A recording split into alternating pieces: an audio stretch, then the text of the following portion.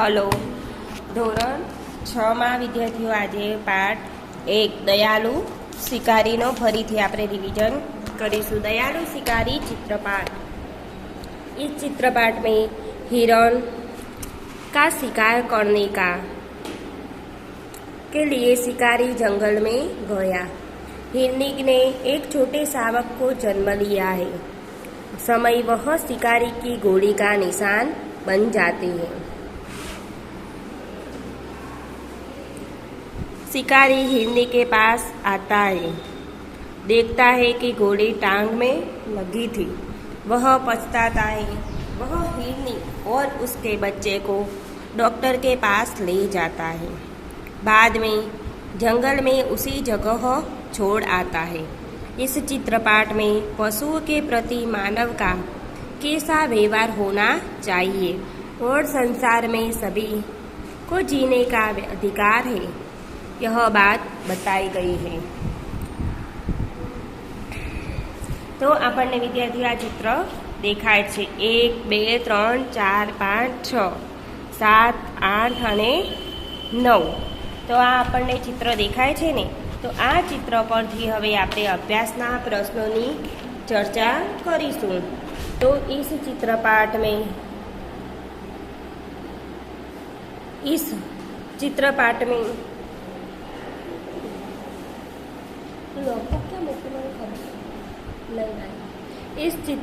में किन पशु की बात है।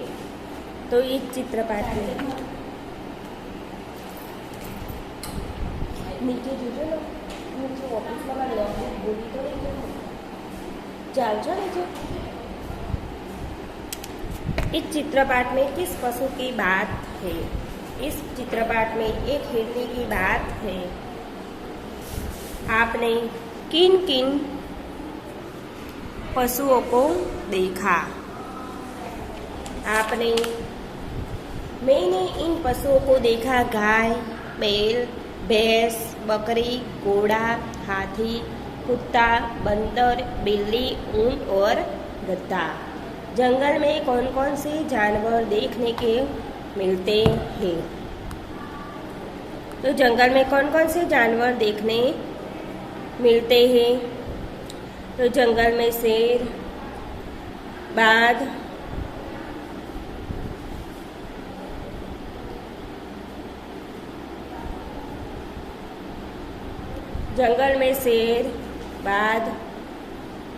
हिरण, भालू, लोमड़ी, सियार, खरगोश, बंदर आदि जानवर देखने को मिलते हैं।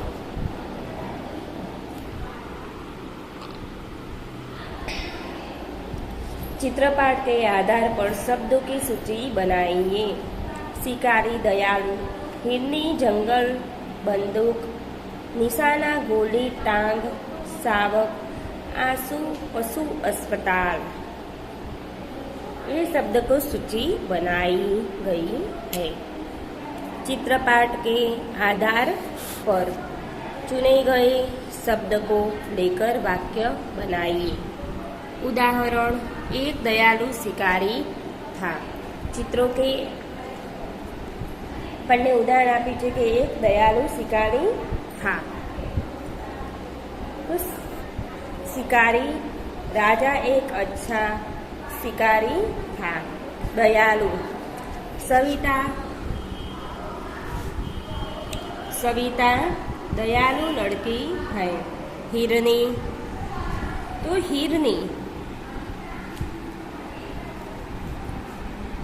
जंगल में हिरनी दौड़ रही है। जंगल, शेर जंगल का राजा है। बंदूक, निशानी के पास बंदूक थे। निशाना, तुमने सही निशाना लगाया। गोली, शिकारी की गोली निशाने पर लगी। टांग, बंदर की टांगें लंबी होती हैं। शावक अपनी माँ के पास बैठा था। आंसू, माँ की आंखों में आंसू थे। पशु, गाय दुधार पशु है। अस्पताल, यह शहर का नया अस्पताल है।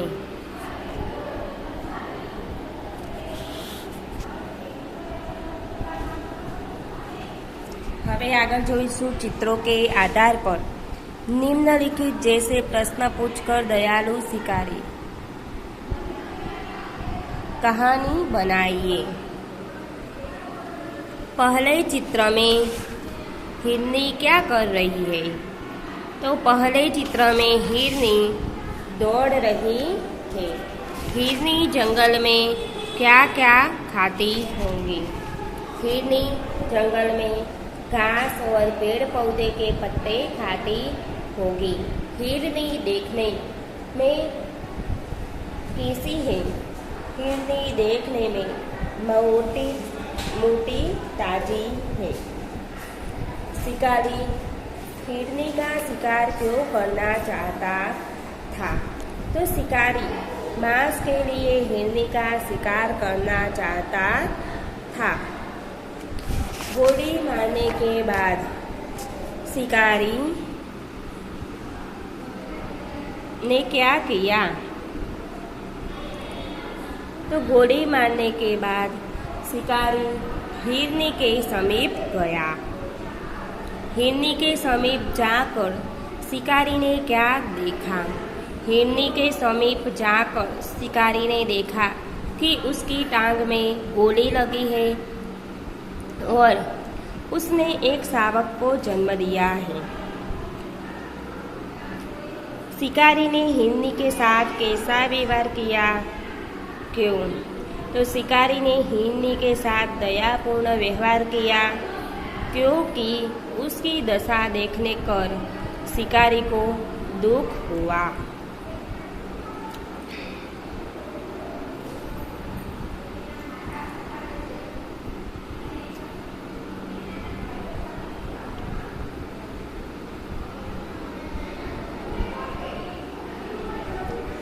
वर्ण के आधार पर अधिक से अधिक शब्द बनाइए। तो ख तो खरगोश, खत्म, खाली, खाना। हवे वो शब्द जोईशुं ट। तो टना आधारे आपणे क्या शब्द बनाईशुं? टंकशाल, टका, टरखना, टमटम। ड एटले के डकार, डकेती, डक, डगमग। म एटले के मकड़ी, मकर, मधुर, मक्षिका।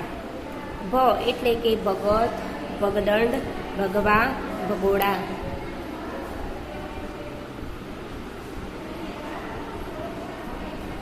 હવે આપણે જોઈશું शिकारी हिरनी के पास क्यों गया? अपने विचार लिखिए। तो शिकारी ने हिरनी के पर गोली चलाई थी। वह यह जानना चाहता था कि उसकी गोली हिरनी को कहाँ लगी और अब वह किस दशा में है। यह जानने के लिए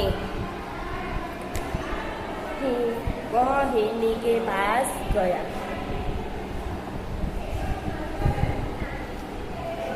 नीचे दो प्रसिद्ध कहानियाँ के चित्र दिए गए हैं। उनके नाम लिखकर कहानी लिखिए। तो बातोनी कछुआ અને બીજી કઈ છે? બુદ્ધિમાન કૌવા। तो આપણે જોઈશું બાતોની કછુआ। तो बहुत बोलना बुरी आदत है। આપણે થોડોક સાર સમજીએ। इसके कारण बड़ा संकट खड़ा हो सकता है। यहाँ तक कि जान भी जा सकती। यह कहानी हमें बातूनी न बनने की सीख देती है।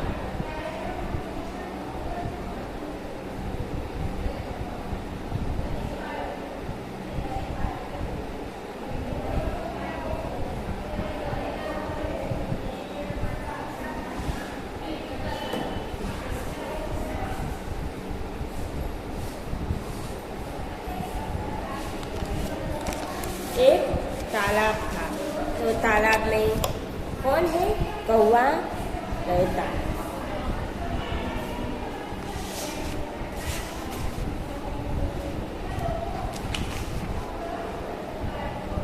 उसमें एक कछुआ रहता था।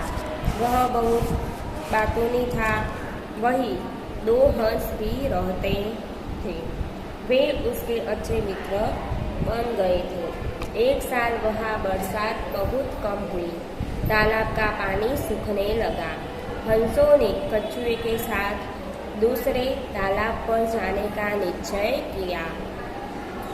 वे एक लकड़ी ले आए और उसका एक एक सिरा अपनी अपनी चोंच से पकड़ दिया। बीच का भाग कछुए ने अपने मुंह में पकड़ लिया। हंसों ने कछुए से कहा, भाई तुम रास्ते में बोलना मत। बोलोगे तो लकड़ी मुंह से छूट जाएंगे और तुम नीचे गिर पड़ोगे। दोनों हंस कछुए को लेकर उड़ने लगे। रास्ते में एक गांव आया। गांव के लोग इस प्रकार कछुए को लेकर उड़ते हुए हंसों को देखने के लिए जमा हो गए। लोगों को देखकर कछुए से चुप न रहा गया। उसने बोलने के लिए अपना मुंह खोला। उसी समय लकड़ी उसके मुंह से छूट गई और वह जमीन पर गिर पड़ा और मर गया। એટલે કે એક તરામાં કાચબો રહેતો હતો। તે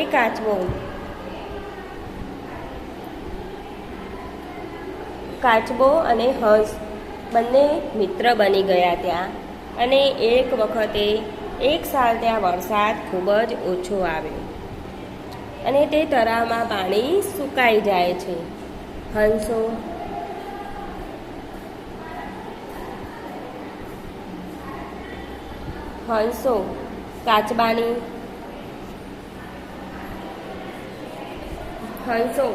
કાચબાની સાથે તે બીજા તળાવમાં જવા માટેનો નિશ્ચય કરે છે।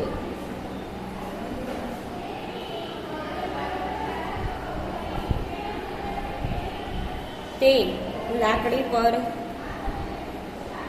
જાય છે અને ઉપર તે ચોચ તે પકડે છે લાકડીની વચ્ચેનો ભાગ કોણ પકડે છે? કાચબો। અને તેના મોઢામાંથી નીકળી ન જાય એના માટે તે બોલવાની ના પણ પાડે છે। હંસો અને હંસોએ કાચબાને કહ્યું કે ભાઈ તમે બોલતા નહીં, બોલશો તો તમારા મોઢામાંથી લાકડી નીચે પડી જશે અને તમે પણ નીચે પડી જશો। બંને હંસ કાગડાની લાકડી લઈને રસ્તામાં તે એક ગામમાં આવ્યા। ગામને લોકો ત્યાં જોવા માટે આવે છે કે હંસો અને કાગડો બધા શું કરે છે? લાકડીને પકડીને આવે છે। એટલે બધા કછુએ છે ચૂપ, હવે કાચબો અહીંયા चुप ना रह सके। उसने बोलने के लिए जमा हो गए। लोगों को देखकर कछुए से चुप न रहा गया। उसने बोलने के लिए अपना मुंह खोला। उसी समय लकड़ी उसके मुंह से छूट गई और वह जमीन पर गिर पड़ा और मर गया। तो आ हती बातोनी कछुआ। हवे बीजी जोईशुं बुद्धिमान कौवा। आपत्ति आने पर हमें धीरज से काम लेना चाहिए और बुद्धि का उपयोग करना। इस चित्रपाठ में बुद्धिमानी से काम लेने वाला कौवा हमें यही सीख देता है। एक कौवा था। एक बार उसे खूब प्यास लगी। इसने इधर उधर पानी की तलाश की पर उसे कहाँ पानी नहीं मिला। आखिर उड़ते उड़ते वह एक झोपड़ी के पास पहुंचा। वहाँ उसे एक घड़ा दिखाई दिया। घड़े में थोड़ा पानी था। पानी बहुत नीचे था। कौवे की चोंच पानी तक नहीं पहुंचती सकती। पानी ऊपर लाने के लिए कौवे ने एक उपाय सोचा। वहाँ आसपास बहुत से कक्कड़ पड़े हुए थे। उसने एक एक कक्कड़ घड़े में डालना शुरू किया। कंकड़ों के कारण पानी घड़े के मुंह तक आ गया। कौवे ने घड़े का पानी पीकर अपनी प्यास बुझाई और उड़ गया। હવે તે ઘડામાંથી પાણી પીવે છે અને તે કાગડાઓને તે તરસ લાગી હતી તે હવે બુઝાઈ જાય છે, એટલે તે કાગડાઓ એમાંથી પાણી પી શકે છે। હવે कौवा और लोमड़ी की कहानी बनाकर लिखिए। હવે कौवा और लोमड़ी की कहानी, तो कुछ लोग खुशामद के द्वारा दूसरों को मूर्ख बनाकर अपना स्वार्थ सिद्ध करने की चाल चलते हैं। ऐसे लोगों से सावधान रहने की ज़रूरत होती है और उनके चगुल के फंसना नहीं चाहिए। इस चित्रपाठ में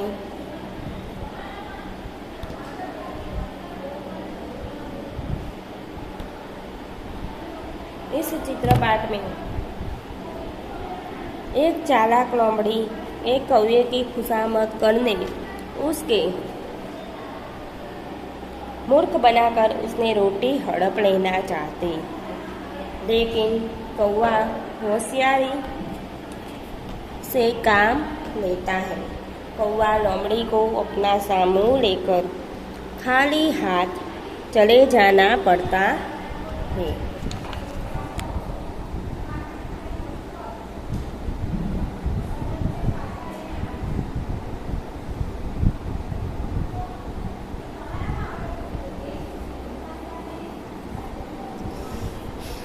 एक बार एक कौवे को एक रोटी मिली। वह रोटी लेकर उड़ता हुआ पेड़ की डाल पर जा बैठा। इतने में ही एक लोमड़ी पेड़ के नीचे आई। उसकी नज़र कौवे की रोटी पर पड़ी। उसके मुंह में पानी आ गया। उसने सोचा, कौवे को मूर्ख बनाकर मैं उसने रोटी ले लूँगा। लोमड़ी ने कौवे से कहा, कौवा भैया कोई गाना सुनाइए न, आपका गाना मुझे बहुत मीठा लगता है। कौवा लोमड़ी की चालाकी समझा गया है। उसे लगा कि लोमड़ी रोटी पाने के लिए यह नाटक कर रही है। कौवे ने अपने चोंच की रोटी अपने पंजे से पकड़ ली और वह जोर जोर से काव काव करने लगा। यह देखकर लोमड़ी आश्चर्यचकित रह गई। अरे, यह कौवा तो समझदार लगता है। ऐसा वह मन ही मन बोली और चलती बनी। फिर कौवे ने मजे से रोटी खा ली। सचमुच अपनी झूठी बड़ाई सुनकर हमें गुमराह नहीं होना चाहिए।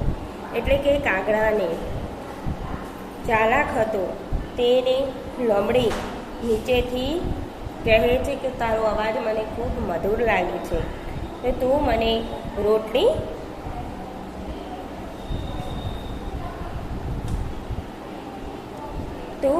રોટીને મને આપ। એના માટે તે કહે છે કે તારો અવાજ ખૂબ મધુર છે, એટલે તે રોટીને પંજામાં કાગડો દબાવી દે છે અને અવાજ કરે છે। પછી તે કાગડો તેની ચાલાકીને ખૂબ સમજી જાય છે। उसे लगा कि लोमड़ी रोटी पाने के लिए यह नाटक कर रही थी। कौवे ने अपनी चोंच की रोटी अपने पंजे से पकड़ ली और वह जोर जोर से काव काव करने लगा। आ જોઈને લોમડી ખૂબ જ આશ્ચર્યચકિત થઈ જાય છે। નવાઈ લાગે છે કે આ કાગડો તો ખૂબ જ સમજદાર છે। તે મનથી બોલે છે કે તેને કાગડો તેની મરજીથી તે રોટલી ખાઈ ગયો। સાચે જુઠ્ઠી વાત કોઈ સાંભળે નહીં। હવે આગળ પ્રશ્ન 4, 2 અને 3 में आपको कौन सी कहानी अच्छी लगी, क्यों?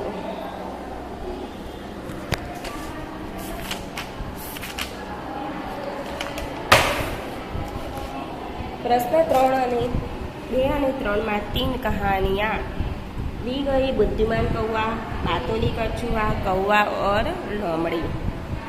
3 कहानियाँ रोचक है, फिर भी मुझे कौवा और लोमड़ी कहानी अच्छी लगी। पहली दोनों कहानियाँ बहुत पुरानी हो गई, जबकि कौवा और लोमड़ी कहानी में नवीनता और आधुनिक बोध है। यह कहानी हमें मूर्ख बनाकर अपना मतलब सिद्ध करने वाले से सावधान करती है। कौवे की चालाकी हमें बहुत कीमती सीख दे जाती है। इसीलिए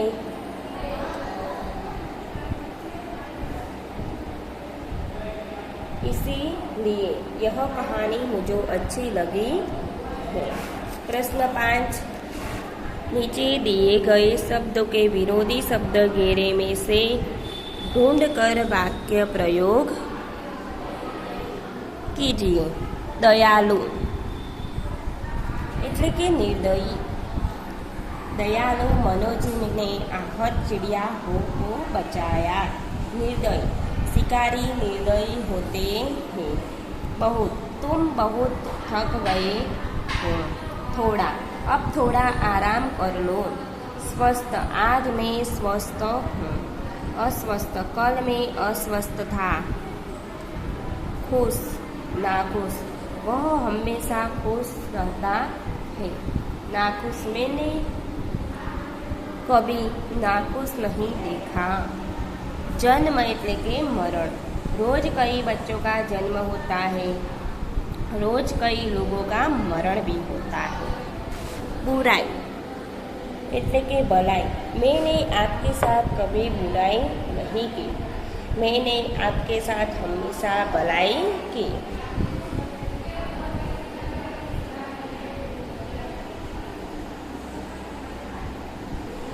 तो आप पढ़ चुके हैं कि किसी व्यक्ति, वस्तु, स्थान या भाव को प्रकट करने वाले शब्द को संज्ञा कहते हैं। नीचे दिए गए वाक्य में जो संज्ञा है उन्हें रेखांकित कीजिए। थोड़ी देर बाद उसे राम और श्याम मिले। पूजन की परीक्षा 5 बजे तक चलने वाली थी। तो नीचे रेखांकित करेले छे। सब अंबाजी जा रहे थे। गुलाब का फूल मुझे पसंद है। हिमालय की चढ़ाई बहुत कठिन थी। आज बिल्ली सारा दूध पी गई।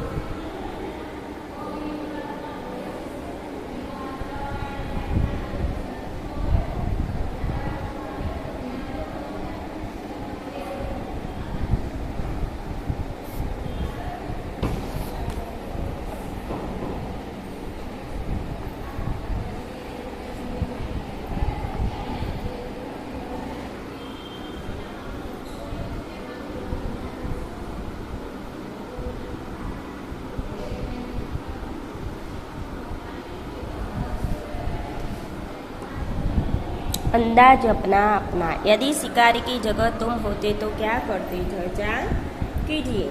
यदि शिकारी की जगह में होते तो मैं भी हिरनी के साथ वैसा ही व्यवहार करता जैसा शिकारी ने किया। नरेंद्र घायल हिरनी और उसके नवजात शावक को देखकर मेरा दिल भर आता।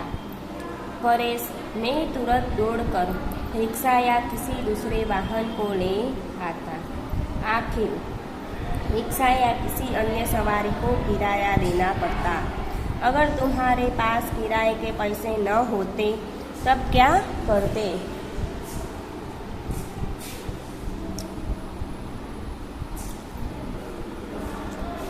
परेश तब मैं दौड़कर सीधे अस्पताल पहुंचता और हिरनी की हालत बताकर उनसे एम्बुलेंस भेजने का अनुरोध करता।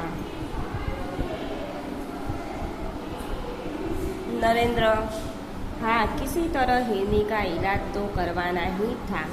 उसके बचने पर ही उसने बच्चे को जीवित रहने की आशा की जा सकती।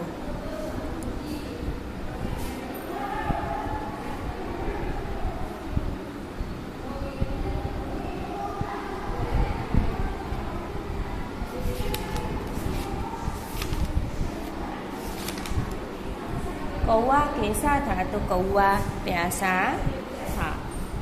कौवे को क्या नहीं मिला? पानी। कौवे ने लोमड़ी के पास क्या देखा? कंकड़। घड़ा। कौवे ने घड़े में क्या डाला? कंकड़। कौवा कैसा था? बुद्धिमान।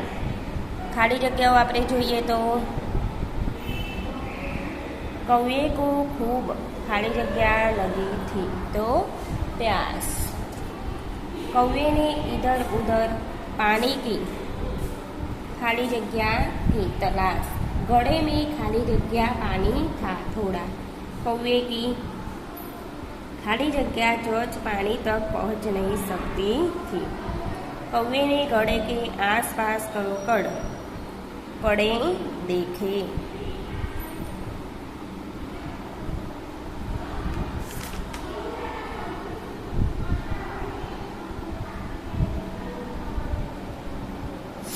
कौवा और कोयल किस बात में समान है और किस बात में भिन्न? संक्षेप में बताइए।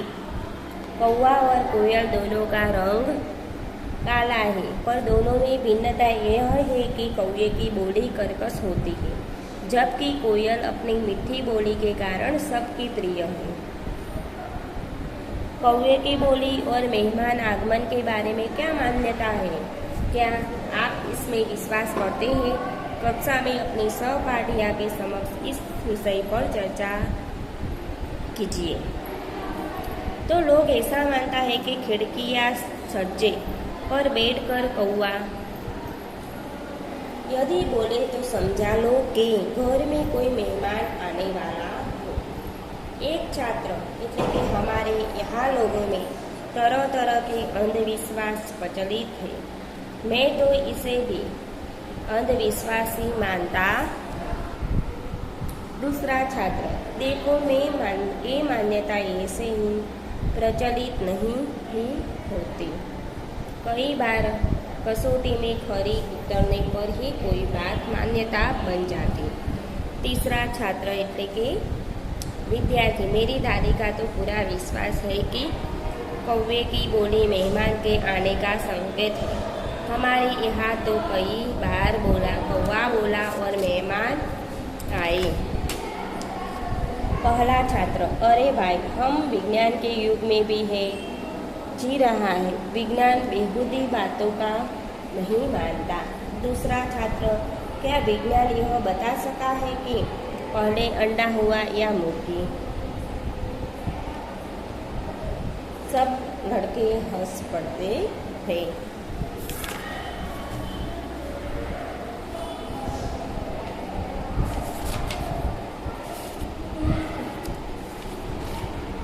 किसने मुंह में पानी आ गया? तो लोमड़ी ने। पेड़ की डाल पर कौन बैठा था? कौवा। लोमड़ी कैसी थी?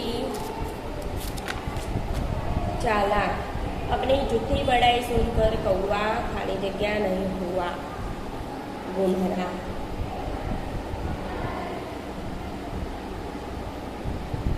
लोमड़ी कैसी थी? लोमड़ी भूखी थी। लोमड़ी ने कौवे को कहाँ देखा? तो लोमड़ी ने कौवे को पेड़ की एक डाल पर बैठा हुआ देखा। लोमड़ी ने किसे मीठा बताया? लोमड़ी ने कौवे के गाने को मीठा बताया। लोमड़ी क्या देखकर आश्चर्यचकित रह गई? लोमड़ी कौवे की समझदारी देखकर आश्चर्यचकित रह गई।